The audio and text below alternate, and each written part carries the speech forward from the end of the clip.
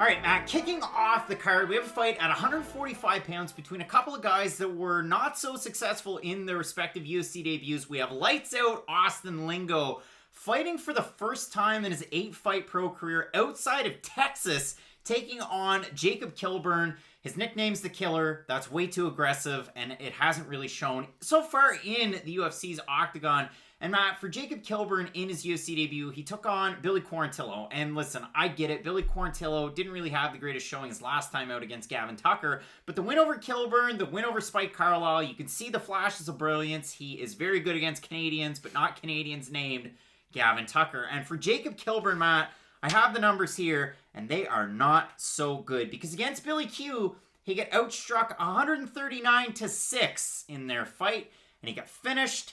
And it was not a pleasant sight for poor Jacob Kilburn. Now, if you look at his overall body of work, he had a loss to Bobby Moffett on Dana White's Contender Series 2018. That fight wasn't overly close either. He got outstruck in that one. It was a weird bucket of muscles for poor Jacob Kilburn. He got submitted in that one. He went back to the drawing board, went back in the regional scene, had 2 really good finish wins to punch that ticket to face Billy Quarantillo. And if you want to go back and see a really impressive performance by Kilburn, it was that bounce back win with Island Fights over Devison Ribeiro, where he knocks him out in the second round in the first 10-20 seconds of that fight.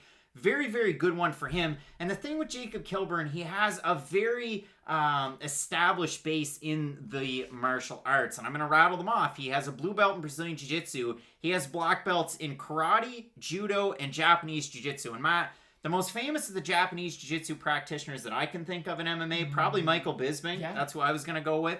For Austin Lingo, a guy coming out of Fortis MMA in Dallas, and like I said, you make jokes, you can say it, they might say it on the broadcast, the fact that he's never fought outside of Texas.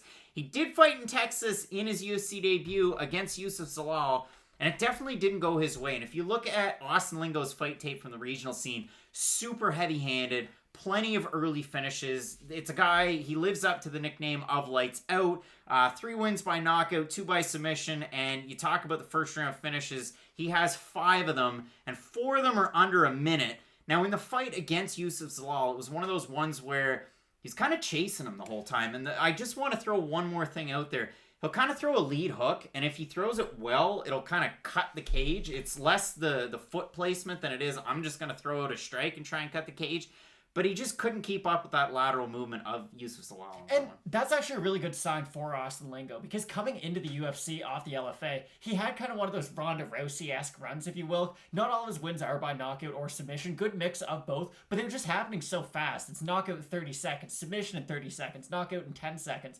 It's really impressive, and the fact that he was able to go 3 pretty hard rounds with a guy like Zalal is very impressive. Now, for Jacob Kilburn, I don't know how he beats Austin Lingo, because on the feet, listen, Austin Lingo is the much more heavy-handed of the two, and Jacob Kilburn's power is one of his more, I'd say is one of his better attributes, but the fact that Lingo kind of outpowers him at his own game does worry me, and if the fight does hit the mat, listen, Austin Lingo is tricky on the ground. He's good from top position too, because he won't just go for the submission or just try to control position, because that's a really big problem in the UFC. You watch people are either wholly dedicated to just trying to stay on top, Randa Marcos, or you have fighters like maybe a Charles Oliveira, who they are really good on the ground, but they will risk giving up top position in pursuit of a submission. Lingo, not to say he's as good of a grappler as Charles Oliveira, but he does have a happy medium where he won't just be jumping blindly on arms and whatnot, and then he'll end up on bottom against Kilburn. I like a lot of what Lingo will be able to do in this fight on the feet and from a grappling perspective.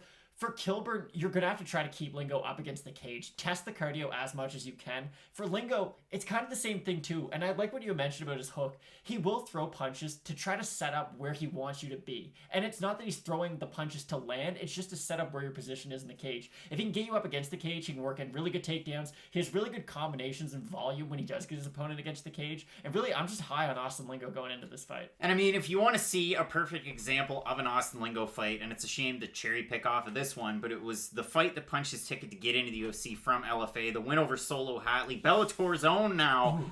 He finished him, and it was grotesque. It really was. It was a great win there, but you look over all of the wins. I mean, Aaron Webb, another one of those fighters that we've seen in Bellator as well, off the LFA circuit. Maybe not the highest level of competition, but you kind of say the same for both of these guys. I mean, poor Elvin Leon Brito, 2 losses to Jacob Kilburn by decision, 1 split, 1 unanimous.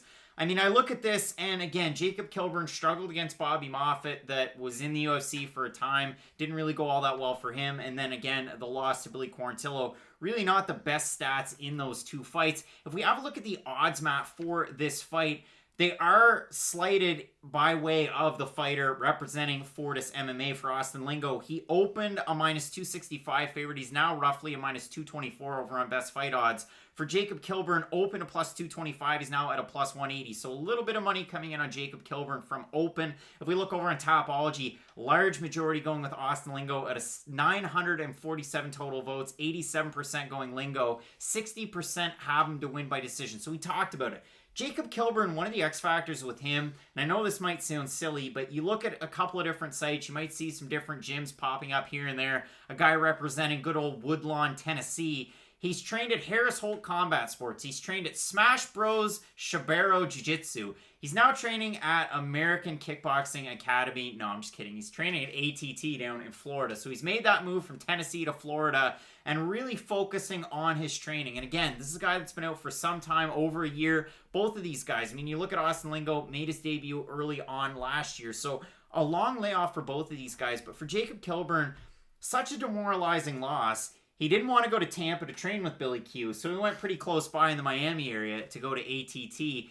I think that's going to be a good move for him long term, and it could pay immediate dividends in this fight. You never know. It really could. It just comes down to, do I trust the skill set that I already know from Jacob Kilburn or the one that I know I'm going to get from Lingo? And I don't think Lingo is going to have an issue fighting outside of Texas. It's a fun fact that he's never fought outside of it before, but I don't think the trip over to Abu Dhabi to Fight Island will make much of a difference. I like Lingo in this fight. I like Lingo as well in this one. And again, really like the combinations on the feet. I would expect Kilburn to maybe be a little bit more kick heavy than Lingo. So if he's able to chop down that lead leg, that is a concern because Austin Lingo is pretty heavy on the lead leg. And if Kilburn is able to work in some of that lateral movement, instead of going forwards and backwards, you see Lingo really catching guys when they're coming in. So if you can move good side to side, and if you can really pressure the action, pepper in and out, and box quite well, you can get a win over Austin Lingo. That said, it's easier said than done. So yes, I'm going to go with the guy from Texas. I'm going to go with Austin Lingo in this one. You're in agreement as well? Oh, 100%. Both of us going with Austin Lingo to get the win. Really looking forward to this fight, and the entire card headlined by a couple of really tough outs of Max Holloway and Callum Kattar. You're going to want to keep it locked in with Fight Night Picks, Matt, and as we always say, let's get into it.